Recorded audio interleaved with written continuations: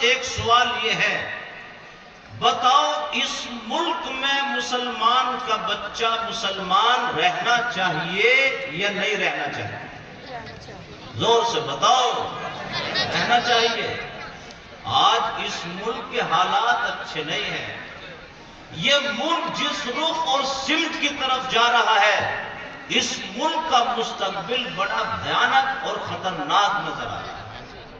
میرے بھائیوں اور بزرگوں، اس وقت اس ملک کی جو فرقہ پرست طاقتیں ہیں اور اسلام مخالف تحریکیں ایک جگہ سر جوڑ کر بیٹھ گئے، ایک پلیٹ فارم پر جمع ہو گئے اور پورا ملک پر نظر ڈال کر سروے کرنے کے بعد اس نتیجے پر پہنچ رہے ہیں کہ جب تک اس ملک میں یہ مدارس رہیں گے، مسلمانوں کی نسل مسلمان رہے گی، اس لیے ان کی نسلوں کو برباد کرنے کے لیے ان مدارس اور مکاتب کو برباد کر دو۔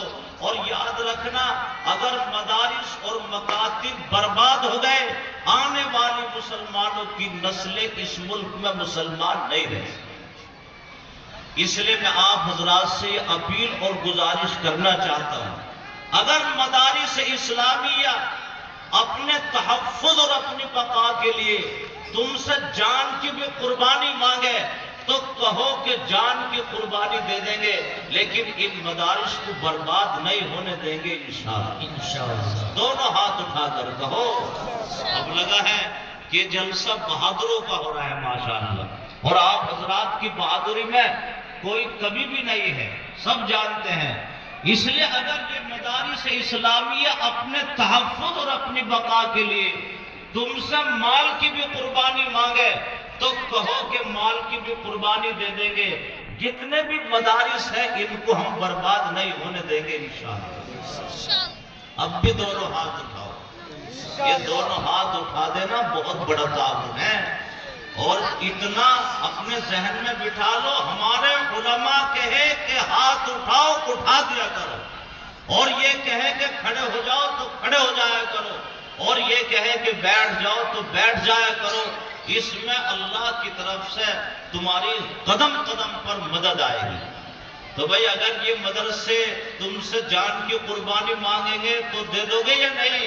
انشاءاللہ۔ اور مال کی قربانی مانگیں گے تو دے رہے ہیں ماشاءاللہ۔ ہم تو ہر جگہ جلسے میں جا رہے ہیں اور لوگ بڑھ چڑھ کر پہلے جلسوں سے اپنے مدرسے کا تعاون فرما رہے ہیں، اور بالکل بھی اس ملک میں گھبرانے کی ضرورت نہیں ہے، نہ ڈرنے کی اور نہ گھبرانے کی کوئی ضرورت نہیں ہے۔ اللہ کے علم میں سارے حالات ہیں، اللہ ساری دنیا کے حالات سے واقف ہے۔ ہمارا اللہ دیکھ رہا ہے اور اللہ تو دیکھتا ہے۔ قرآن پاک میں ہے وَعِندَهُ مَفَاتِحُ الْغَيْبِ لَا يَعْلَمُهَا إِلَّا هُوَ وَيَعْلَمُ مَا فِي الْبَرِّ وَالْبَحْرِ وَمَا تَسْقُطُ مِنْ وَرَقَةٍ إِلَّا يَعْلَمُهَا وَلَا حَبَّةٍ فِي ظُلُمَاتِ الْأَرْضِ۔ اگر زمین میں کسان ایک دانہ ڈالتا ہے اور وہ دانہ گلتا ہے اور پھر اس سے قوم پل جو اٹھتی ہے، اللہ تعالیٰ زمین میں گرے ہوئے دانے کو بھی اس کا بھی علم ہے، اور کسی درخت پر ایک پتا بھی گرتا ہے وہ بھی اللہ کے علم میں ہے، اللہ جانتا ہے۔ ایسا نہیں ہے کہ اللہ ہمارے حالات کو جان نہیں رہا ہے یا اللہ ہمارے حالات کا علم نہیں ہے، اللہ کو اپنے بندوں کے سارے حالات علم ہے ماشاءاللہ۔ دیکھو یہ ہمارے بڑے میاں، ان میں اب بھی کتنا جذبہ ہے اور بڑے اخلاص کے، انہوں نے 100 روپے لا کر دے دیے ہیں۔